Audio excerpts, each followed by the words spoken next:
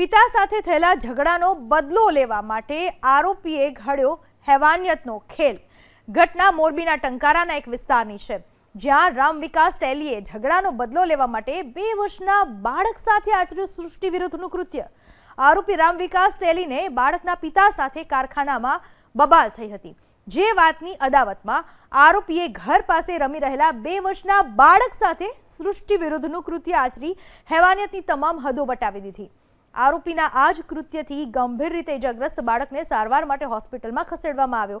ફરિયાદના આધારે ટંકારા પોલીસે તાત્કાલિક આરોપી રામવિકાસ તેલીની ધરપકડ કરી કોર્ટમાં રજૂ કર્યો। કોર્ટે આરોપીના 5 દિવસના રિમાન્ડ મંજૂર કર્યા છે।